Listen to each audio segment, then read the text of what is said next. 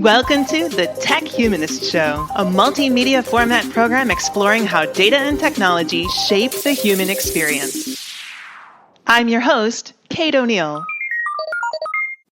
What problems are we even trying to solve with AI? Everyone's talking about how this is accelerating our ability to make positive change in the world, but it's like, who's deciding which problems to allocate resources to?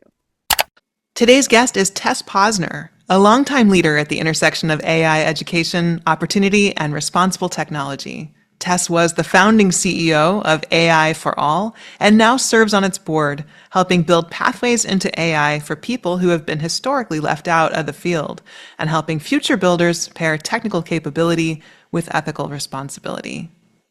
Well, Tess Posner, thanks so much for being with us. I'm so glad to be here. Thank you for having me. Oh, it's my pleasure. I'm looking back across what I see of your career and, tech hire, SAMA School, AI for All. I'm wondering what experiences most shaped your sense of what responsible should mean in practice. Yeah, I mean, it actually brings me back to one of my first experiences working with young people in Oakland at an organization called First Place for Youth. And this was back in 2011. So it was sort of just the beginning of when people were talking about, at the time we called it the digital economy. Mm-hmm. And we were working with young people who were actually coming out of the foster care system, who may not have access to education or to housing or support. And they were applying for in many times, their first job ever, like to be a customer service representative or working at Walmart or Target or these kind of really formative like first jobs. And what had started being implemented is a computer-based test for these jobs.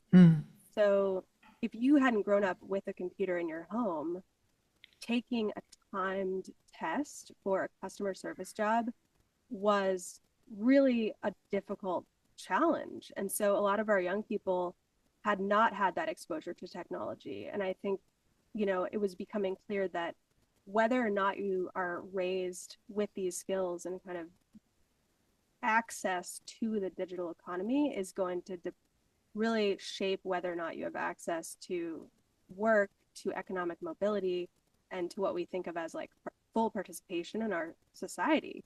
And I mean, think about, and then I guess that was 15 years ago. So that has just become more and more true over time and really becomes what shapes, our ability to participate, to have agency, to have power, to have economic stability in our economy. So that was like one of the first moments where I got really interested in this idea about technology, humanity, and how we can bring those two together for human flourishing and also for the benefit of all, not just a few. Yeah, I was going to ask you if there were, early moments that clarified your focus, and that sure seems like it is one. Are there others where you start thinking about that's access, that's representation? Where does ethics come into the consideration set for you in the discussion? Yeah, so fast forward to 2017, where I joined a newly formed nonprofit organization called AI for All as their founding CEO.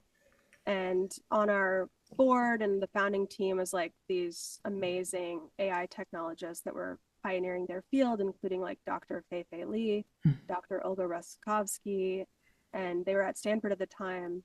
And so what we were looking at is, and this was well before the kind of generative AI explosion that happened more recently, and it really wasn't talked about in the general narrative or media, but we had this sense, being in the space and connecting with researchers like Dr. Fei-Fei Li and Olga, that this was coming and it was going to shape our everyday lives. And so we shaped this program that was a summer camp for young people, knowing that these were going to be the technologists of the next generation. And we were bringing in a diversity of young people who may not otherwise get the opportunity to learn. But more importantly, we were also giving them this curriculum that was focused on ethics and responsibility, because we understand that how you are trained, even from as early as high school, we're working with high school and college students throughout this work, but it's very formative how you think about this. And so we wanted to embed these ideas about not just what to build and kind of how to build it, but why should you build it? What are the unintended consequences that you might have really good intentions, but the downstream effects on certain communities or populations or even your own customer base are just as critical to look at. And so I think that for our perspective, that ethical and responsibility lens has to come first and foremost with education of like how technologists are actually being shaped from the very early ages. And I think what we saw from that is just like more of a sense of critical thinking and, not just learning the technical side, which is also really important, which is what we were doing. But it's really about asking the questions and figuring out which questions to ask. And I think now, fast forward to, we're about to celebrate our almost 9-year anniversary with AI for All. It couldn't have been more clear how critical that was, because now look at some of the impacts that we're already starting to see from these systems. And this work is urgently needed to look at the ethics and responsibility side. And I think we're often moving so fast that we don't take the time to do that, but it's important to embed that in the educational systems, into those that are actually building it, and those conversations that are happening at all levels. And now it's beyond just who's building it, because every company, workplace, whether it's a large company or your mom and pop small business, is having to be confronted with the questions of AI. And what does this mean for us, our company, our communities, and society? So the ability to ask those questions and wrestle with those things in a clear, holistic way, I think is more critical than ever. Yeah, absolutely. I noticed that you had this phrase critical thinking over code that shows up throughout some of the discussions you've had in the past. And I wonder, you talked a little bit about what that looked like, introducing it to, students in classrooms, but what does it look like for the student in the classroom and then later in the workplace? How does that evolve with them as they leave the classroom and go out into the workplace? Yeah, it's a great question, and something that, I think is one of the ways that my own journey started. Just to share from my own experience. So I went to this college called St. John's College in the mountains of Santa Fe, New Mexico. And at the time, it seemed almost quaint, the type of structure the education had. So everything was discussion based, and our professors were actually just kind of facilitators of the discussions. So there were no lectures, and all of the students have to wrestle directly with these really hard topics. So we studied math, we studied philosophy, political science, literature, and languages, and wrestling with these things together, not having an answer. It was all about the questions and being able to wrestle with that ourselves. And I think at the time, not a lot of schools and education institutions were structured that way. And now it seems very prescient, because if an AI system can write your essay and do the kind of core of what academic work consists of, then how do you really develop those critical thinking skills? So that was a really formative moment for me, because I use that skill every day, whether it's in building an organization, thinking about the ethical implications of AI, whatever I'm doing, that was really important for me to have. And so it kind of shaped how I think about education and the role of education. So at AI for All, we had all of our students, the core part of the program is a project. And this is so critical, because we're not just thinking about these things abstractly. The students have to actually apply what they're learning directly and kind of confront, okay, so now I try to use AI to detect wildfires earlier, or early detection of Alzheimer's. A lot of our projects are in the healthcare space, or in the sort of environmental space, or in the finance space. And they're coming up against, real questions that would face real researchers in the field, and thinking about like, well, where should this be deployed, and how do we get the data for it? Is the data biased? What are the implications of that? How do you train these models? So that really builds critical thinking skills, the applied project-based learning side, as well as group work. So working with others, you have to like think about different perspectives and wrestle through things And I think those two elements are really core in how we designed the program at AI for All. Yeah, that's fantastic. It sounds like there are certain kinds of questions that you are really hoping students learn to ask. And I wonder, what are those kinds of questions, especially when a tool maybe seems impressive on the surface that they're using for this? What kinds of questions are you looking for them to learn to ask? Yeah, I think going back to this idea of unintended consequences. So even, who might it affect that we're not thinking about right now? What are the implications on society of using this tool? So one example that we're seeing now is more and more people are using ChatGPT and other chatbots for therapy, for companionship. And it's like, yeah, we're optimizing it for usefulness, which is amazing. And we all, many of us that use it every day think, wow, like you said, this is amazing. Like, Right.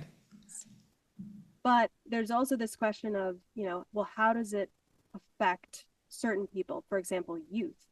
And we've seen more recently, they've been devastating consequences of that, where young people are sort of, it goes off the rails and actually pushes young people towards really bad things, like either directly committing suicide that we've seen, or kind of, thinking about it or whatever, further social isolation. And so this is an example of where, now we're wrestling with, well, what kind of guardrails should be put on this? How do we prevent young people from having these conversations and potentially leading to these outcomes?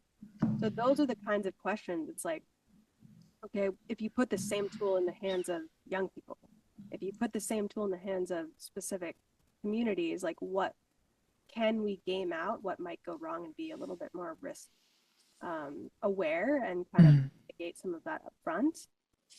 And there's also this kind of sense of what can we do as a society to wrestle with these implications? So what does it mean that everyone's using this as a companion? What will that do to human relationships? How will that affect, our children, our families? And I think that there's a lot that needs to be done on a human layer, not just on a technical layer, of understanding what that means. We're kind of in this psychological experiment, and who is actually going to help us figure out what that means and what the results of the experiment are or should be. And so I think there's not enough attention paid to that layer, and that's what putting that type of thinking into education or even into workplaces is really Yeah, I'm wondering if you have any ideas that come to mind or examples that come to mind of a story where maybe a student's question, where their lived experience or community context changed the direction of a project that they had undertaken. Yeah, it's a great question.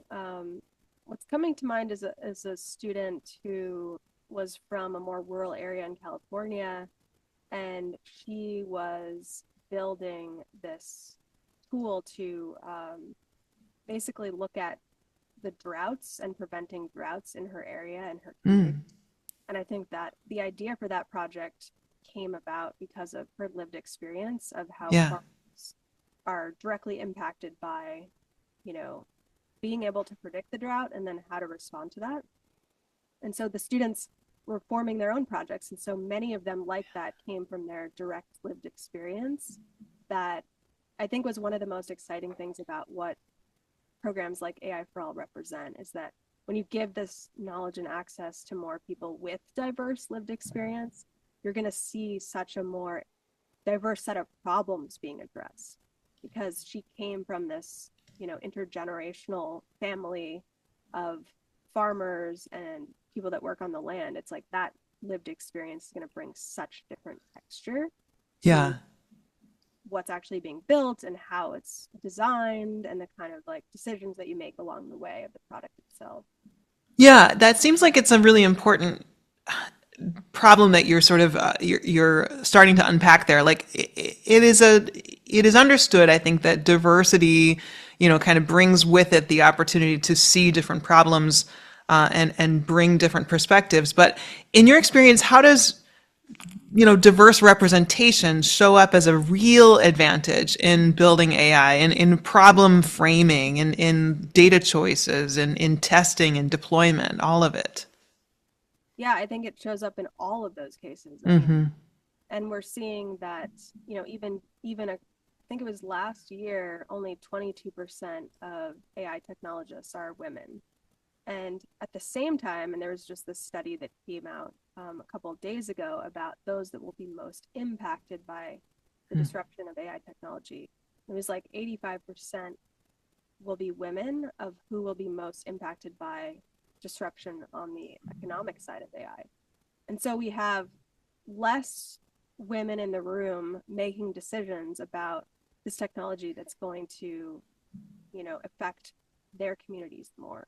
And I think you can imagine what consequences that has, because the lived experience of a diversity of perspectives is so critical, whether it's shaping the problem set, as you said, deciding what problems are we even trying to solve with AI. Everyone's talking about how this is accelerating our ability to make positive change in the world, but it's like, who's deciding which problems to allocate resources to? And if we have that decision only in the hands of a certain few, then that's going to be much more limited in terms of the variety of problems to be addressed. Not to mention the fact that there's been many documented, examples of bias being embedded and encoded in AI systems because of how the data is being trained and the bias of the data. And if there were a more diverse set of perspectives in the room, you might not miss some of those things that go wrong, right? And it has Right. tremendous impact because we're talking about, and I mean, it's crazy to think about this happening every single day with the role of like agentic AI, but more and more we are giving over critical decisions to these systems. And so the more that we do that, the more that things like bias matter. Because if a system is going to be, helping with sentencing, helping with immigration, helping at airport screening, like all of these things that are going to directly impact people's lives, issues of bias will have incredibly significant consequences, and it's really hard to go back from that. So it's really important to have that diversity throughout the life cycle of AI development, as well as, again, this idea of like community. How is this going to affect different communities, and having them actually have a voice in the process and not just be sort of the downstream benefactors of whatever is created. So I think that's really critical. Yeah, yeah. It also seems like one of the important aspects here is, you're probably getting an awful lot of visibility into organizational leaders who are guiding AI decision making, and I'm wondering, where are you seeing organizations treat ethics as if it's a checklist item or something like that versus building it into, systemically into how decisions are made day to day? How are you observing that? Yeah, it's really interesting to witness that. I think that there has been a field of AI ethics that has, when I was first starting in AI in 2017 was kind of the big buzzword at the time as Mm-hmm. AI ethics, and there are AI ethicists doing this work. I think over time, after the explosion of generative AI and this sort of narrative and real drive that involves the race, really, it's like on the global scale, we're trying to Mm-hmm. get to this technology faster than other nations where if it were in their hands, we don't know if it would be okay, right? So Mm-hmm. whoever is going to have this superpower should be us, otherwise it'll be disastrous. That is creating this kind of frenzy of the pace and the speed. And you can feel that. I'm in the Bay Area, and it's like every billboard is about AI. Yeah. People, every party, people are going back home to deal with their AI agents and building tools and building apps. And it's a frenetic pace that has overtaken the kind of zeitgeist right now. And I think what that's done is pushed out a lot of the conversations about ethics because it's seen as a nice to have. It's like, well, if we had time, we would focus on the ethics, but there is no time because we have to make sure that China doesn't have this or other countries don't get there first. So it's an incredibly dangerous place to be because we're racing to do that, knowing that there might be consequences, but we're kind of betting on those consequences not being as bad as Hmm. we get there first. And we're making this like gamble on that. And I think it's really alarming. And a lot of people have sounded the alarm. Like Yeah. people are going on podcasts saying, hey, there's a 20 to 30% chance that this super intelligence, if it is created, will lead to the destruction of all life. And yet we still have to do it first because otherwise it will be even worse. So the narrative is very much contributing to the speed as well. And everyone's trying to race to create value and kind of also get the ROI from the incredible investment that's gone into data centers and these companies. So there's a lot that's driving and the incentives that are driving the speed, and not a lot of incentives and investment that's driving the pause and the ethics and really carving out that time to think about why we're doing this, what are we doing, and what are the implications. What is your guidance to leaders then in that context? I mean, what you're describing very much resonates with me, that there is this kind of alarmist discourse on one hand, and well, actually on either side of the discussion, right? And then very little reasonable discourse in the middle. And I wonder, or that sort of that unifies those perspectives. But how do you bring those perspectives into a pragmatic approach that leaders can actually follow, that they can begin to, make humane decisions around AI that are conscious of what the downstream consequences might be? Yeah, it's a great question. And, there's this kind of, in addition to the myths that we're talking about, there's the myth of inevitability. It's like, well, this is just going to happen and there's nothing we can do about it. And that's very much the sentiment that I'm seeing. So that's actually why I've been hosting these small interdisciplinary gatherings with technologists and people like Buddhist practitioners, community organizers, artists, because I really feel that having that space to kind of pause and hear from people that are not in your bubble. If you Mm-hmm. get into a room with a bunch of other AI tech founders or just engineers, that's kind of the sentiment that is going to be there, right? It feels Mm-hmm. we have to just go at this pace and we can't really take the time to stop and think about that.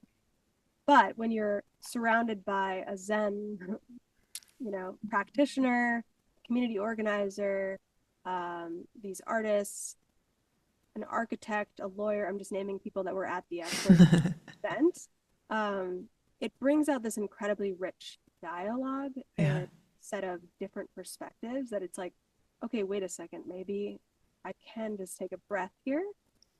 And I'm also seeing how real people from different viewpoints are seeing this and be kind of a wake up call when you're just surrounded in your echo chamber of other people in the same space. It's harder to see that.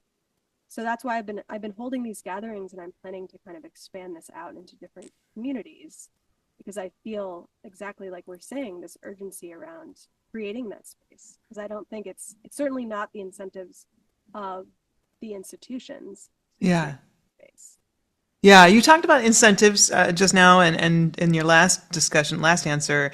Talk to me a little bit about where you see the opportunity, if you see an opportunity to counter incent, like build incentives that reward people for, or that steer well-intentioned teams toward more responsibility. Are there mechanisms that you think that we or anyone could put in place that would actually positively reward the right type of incentives? Yeah, it's a good question. I mean, you can think about, I guess, three areas of incentives. One is narrative, two is money, and three is policy. And so I think narratively, we need different stories because, like we were saying earlier, and you were saying as well, there's this kind of, I don't know, doom and gloom narrative on both sides. And that really disempowers people. So telling the stories of what's possible, even like giving examples of when maybe a different choice was made, or people that are not typically in the sort of limelight talking about this could have a really profound effect on what the everyday person does, you know? And that's why shows like yours are good, right? Because it starts bringing in different thoughts about this. And then hopefully the people listening just come to a different perspective. So I think the ability for storytelling and narrative to incentivize behavior is strong. Mm-hmm. Mm-hmm. The other is definitely financial and I guess power in there. So I think a lot of it can come from the top of these companies. So leaders that are making decisions. I know there are more and more boards and leadership teams that are starting to think about this and bringing in sometimes outside help. Mm-hmm. I've also hosted gatherings for executives around these topics, and I do see that there's a growing thoughtfulness that's there. And of course, they want to be able to not just keep the company going, but also in many cases care about the workers in the company. It's Mm-hmm. not always the case, but I think a lot of power can happen from the top if we manage this transition in a more human-centered, compassionate way, thinking about the employee impacts, thinking about the customers, thinking about the communities where you operate in. So that can kind of trickle down and is powerful.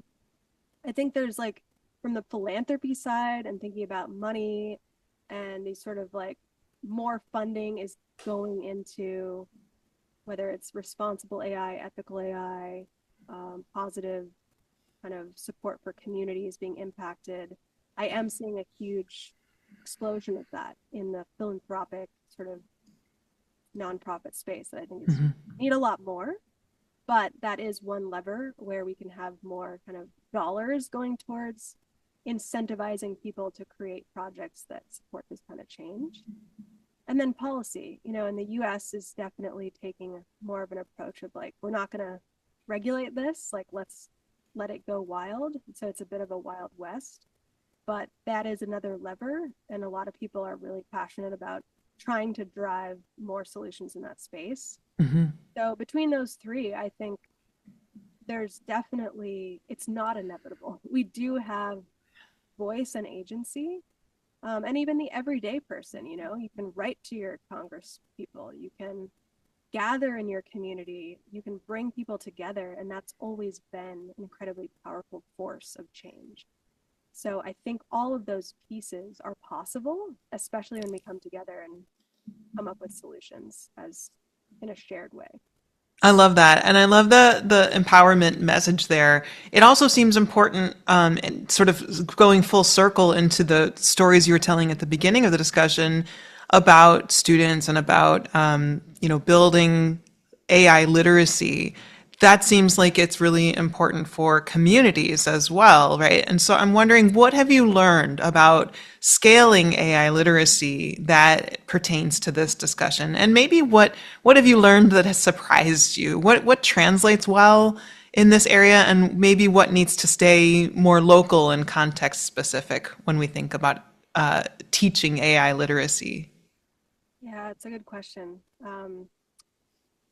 Yeah, it's so interesting because I think that there are a lot of really great efforts out there that are trying to create AI literacy guidelines and sort of basic skills. We're seeing that, I think it just came out in the government website as well, like an AI literacy framework. There's an organization called AI EDU that's put out AI literacy frameworks, and there's a lot of work being done to try to define what does your average person need to know at what ages? Like, what does a 10-year-old need to know? What does somebody just starting their career need to know? And I think that's really, really important because if you're in places like the Bay Area, you're very cut off from what the rest of the country is dealing with. And there's just not this type of conversation or exposure happening with AI. And at the same time, everyone's being impacted. So it's really important that that literacy piece is, you know, scaled as quickly as possible. Yeah. But on the other hand, to your point about surprising, I think what AI literacy means changes so quickly. I mean, even Yeah. in the last 2 weeks when we've had things like OpenClaw and all of this agentic kind of explosion of capacity, And now like everybody's trying to get these agents working in their own computer to like do their emails and do research and like do parts of their jobs. That's a whole different set of skills than Sure. working with a chatbot. And it actually works very differently. Like the security concerns are different. So how do we deal with this change where what you need to know is changing almost on a weekly basis? I think that's the challenge. A question for you though, do you think AI literacy is inherently includes that capacity to stay current, like of the moment current with all of the latest technologies and all of the changes in the modalities and everything? Like, oh, you got to know about OpenClaw, and if you don't know about OpenClaw, you're so far behind at this point. Or is there are there tiers in a sense that, you know, maybe the majority of people just need to be at a certain level of literacy? I think about deep fakes, for example, as something that, you know, pretty much everybody needs to understand, that there is this capacity, and that, you know, the things you see online aren't necessarily true and all that. But, you know, the elder people using Facebook, for example, and sharing stuff with their great grandkids don't necessarily need to know about OpenClaw like today, right? I mean, do you think of it that way, or is there a different way that you approach the sort of taxonomy of AI literacy? I think yeah, what you're getting at is there's a set of fundamental skills that are more kind of unchanging that will at least be there for the everyday person to need, at least for the next, let's say, year or something. Mm-hmm. And I think that makes sense, but it makes me wonder, like, I think one of the core pillars of AI literacy is this like adaptability to change. And so Mm-hmm. understanding that things are changing quickly. So I think that's a tension, you know, because there Mm-hmm. is, does somebody who's, you know, 75 years old just using ChatGPT need to understand about OpenClaw? I think that's debatable because Right, once right. starts using it and it's like, well, the email that you receive might be from an AI agent versus a person, and like what kinds of security scams are now possible because of these agents just flooding the internet. I don't know. It's definitely something that I think is a real challenge that nobody has fully anticipated, is like how quickly things are changing and what does that mean for us? Like Yeah, most people that I talk to, and even when I'm holding these gatherings, there's a real sense of being left in the dust. Like yeah, yeah. even if you do, you know, I talked to someone recently who wakes up at 7 a.m., does 2 hours of reading the day's news on AI, and still feels like they're completely behind. It's totally believable. So it's like, how does that work? It's moving at a, you know, machine-like pace, whereas we have to absorb it at a human level pace. Yeah, yeah, really well said. Yeah. And I should backpedal just a little bit, because I don't mean to be ageist at all. I think that one of the things that a lot of the AI tools allow is for people who are advancing in years. And we also have this kind of side note of like the longevity movement is happening in parallel to this. So people are wanting to live longer, and we want people to stay engaged with emerging technologies and their own productivity and contribution longer. I just am wondering, you know, because I do see what you're saying, that there is this sense of like 2 hours every morning still barely gets you caught up with what's really changed in the last 24 hours. How much do people need to know in order to function in this rapidly changing environment? Yeah, it's a great question. I think there's not really anybody that's in charge of defining that because we've never Mm-hmm. had a moment like this, you know? It's never come at this pace that's going to be, it's not just any field. Like healthcare has certain advances. Like I don't need to know. I just interface with my doctor and hope that they are caught up on the latest. Right. But this is literally, you know, I'm holding up my phone. It's like this is here every day. Like Yeah. even the I'm forgetting the name. Was it Seed Dance? The model that came out a few days ago that basically is one of the best video creation Huh. models. And now everyone's recreating endings of their favorite movies. Yeah. And to your point about deepfakes, it's like, the deepfake conversation is so real, and yet there's other implications of like the whole media system and how that's shifting. How much does the average person need to know? And where is that educational infrastructure happening? Yeah. So that those two questions are really critical, which is why, again, I'm coming back to these like community conversations that I've been hosting and just like, all right, well, nobody is going to necessarily educate us. So we need to figure this out for ourselves, like at the human Yeah. level. Yeah. So coming back to young people, I'm wondering, as you look to the next few years, what are you most curious to learn about how young people increasingly relate to AI? Yeah, it's a great question. Well, I think that, one of the things that was really on our minds at AI for All in the past couple of years is some of the disruptions happening at the early career level of work. Mm, So there's some research that's already starting to show the entry level, the beginning rung of the career ladders yeah. might be going away.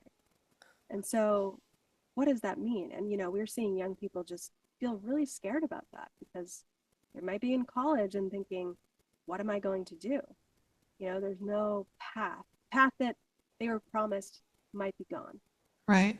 So what I'm really interested in is like how we can be really creative in this moment and come up with other models to support that transition. And I think for young people, especially like in the sort of transitional age of like 18 to 24, you're starting your career, you're thinking about how to get a foothold in your life independently.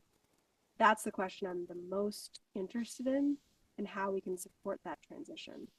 I'm also interested in just what happens to school. Like, Hmm. I wrote this blog post called What is School For Now? And it's like, we have to rethink some of these core assumptions about how we structure education and what the purpose is. Yeah, absolutely. I think schools are very much having that conversation amongst themselves, but it is an important societal conversation as well. I'm wondering for the leaders who are listening, what is a place for them to start with these discussions inside their organizations that doesn't maybe require a full AI strategy overhaul, but may change the trajectory in a way that's meaningful? Yeah, I mean, it can be as easy as just starting with a conversation. And I think what might be important for a lot of leaders, especially if you're in big companies, is kind of hearing from different levels. So maybe it's those conversations often don't happen in organizations. It's like the leadership team meetings and then have that happening at every other level. But that kind of intergenerational, interdisciplinary Mhm. conversation um, will bring a lot of interesting perspectives, especially thinking about like who's connected directly to your customer the most. I was just having this conversation with someone the other day that like usually it's the customer support person that might know your customer and your Mhm. product the best. And so where are they in the conversation about this? And so starting with that, and I think a lot can emerge out of having those like open, transparent conversations. Could be like over an informal dinner, it doesn't have to be like a big plan, but just start small, Yeah. listen, have an open mind, and think about what's really important in this moment and how you can come together to move towards the future that you want for the company and for the wider community and not. I love that you're like the Priya Parker, the art of gathering of AI conversations at this point. Yeah, and if anybody hasn't read Priya Parker's The Art of Gathering, I love what you're describing, and it seems like the whole notion of creating meaningful connection with people around facilitated discussion and having kind of this opportunity for surfacing voices and fears and ideas and everything that seems like an incredibly powerful lever that people can use in their environments. What a Yeah, great idea. and it reminds me of this when I was doing some strategic planning with my organization last year. It was really hard to, again, as we're saying, like the pace of change is so fast that how do you have a strategy when things are changing so quickly? And Hmm. us are not designed to move that quickly. And so there's this idea, there's a Rumi book called The Life of a Young Artist or something. Now I'm forgetting it, but it's one of my favorite books as a young person. And he has this whole concept of like living the question. And that really came back to me because, part of the issue is for just having a strategy session, for example, instead of this more fluid sense of dialogue and connection, is that things are becoming, it's very hard to make something static stick because of how quickly things are changing. So I think in that type of environment, you have to have this like adaptive capability that you build as an organization. And it becomes more important how adaptive you can be than the actual thing that you land on. And so how do you build that more adaptive, resilient capacity? Because this isn't slowing down. And you have to learn how to live the questions, ask the right questions, and really figure out those new skills that are going to take us through this as leaders, as community members, this next phase of rapid change. It's also reminding me of a conversation I was just having with someone else the other day about how often in organizations the disconnects that feel so, blocking, when you start examining them, they really have so much to do with different language, with people not kind of having a common vocabulary for some of the same or parallel things. And when you get to a place where you're implementing AI, and that's kind of accelerating those differences, it feels like, oh no, we're rocketing into different directions. And sometimes just having those conversations where you start to surface, oh, these are the things we're actually talking about. And when I say about this, it's the same as when you say that you actually are starting to build, so much shared infrastructure that your AI strategy can help you escalate. So it's interesting that all kind of comes back around with what you're talking about there. I love that. Yeah, exactly. It's like alignment, human alignment. We talk a lot about AI alignment, but human alignment is pretty hard too. Yeah, right. But I love that living the question. I think that's a really great bit of wisdom for people to take away. With my last question, I want to ask you, you're already giving us such wonderful, profound philosophy, and I wonder, like, what gives you hope as you look into the next years, into the years ahead? What are the things that you think, sure, there are risks and there are harms and we need to manage those and mitigate those, but what you're really hopeful about is what? And what feels like a real signal to watch carefully as well? Like, what are you paying attention to that keeps your hope engaged? Hmm, that's a great question. Well, number one, I think it's always been the young people that I get to see their AI projects, because when I see that, it's a reminder that when we empower people with the skills and the critical thinking with these tools, there's so much positive potential that's possible. We talked before about types of projects that the students do, but it's like they're looking at early detection of brain tumors. They're looking at, predicting wildfires or the flood piece. And like that gives me hope, because at the end of the day, AI is a tool to solve problems like Hmm. other technology. And it's kind of up to us how we apply it.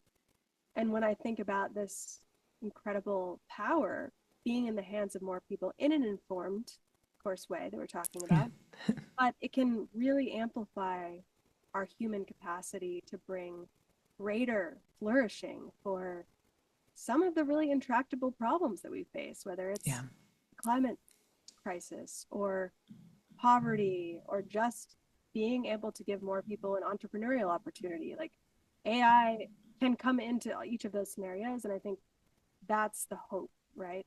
Yeah. And when I see young people and I think about all those possibilities, and that does give me hope. And just the fact that, we're having conversations like these, and even with all of this noise, we still care about humanity. And there's a lot of people that are focusing on that and want to carve out space for what's important about being human and what kind of world we want to create. And I just keep seeing examples of that, and I can't help but be a little bit hopeful based on just the humans. that are doing this work and every day trying to make things better. Well, I think you are one of those humans, and I really appreciate you being here and doing the work that you're doing. So thank you, Tess Posner, for everything that you're doing in the world as a remarkable human to make it a little bit better place. Oh, that's so kind. Thank you so much. Well, thank you for having me. This has been so enjoyable, and I really appreciate it. And have a great day. Thank you. Thank you for listening to the Tech Humanist Show. This episode was produced and edited by Thrive Loud Productions, with research by Ashley Robinson and Aaron Daughtry of Interabang. You can find more information about the show's guests and links to their projects at thetechhumanist.com, where you can also find more episodes, or you can subscribe at Apple Podcasts, Spotify, or wherever you get your podcasts. Special thanks to all of our guests for lending their voices to help make the future a brighter place. I'm Kate O'Neill. You've been listening to the Tech Humanist Show from KO Insights.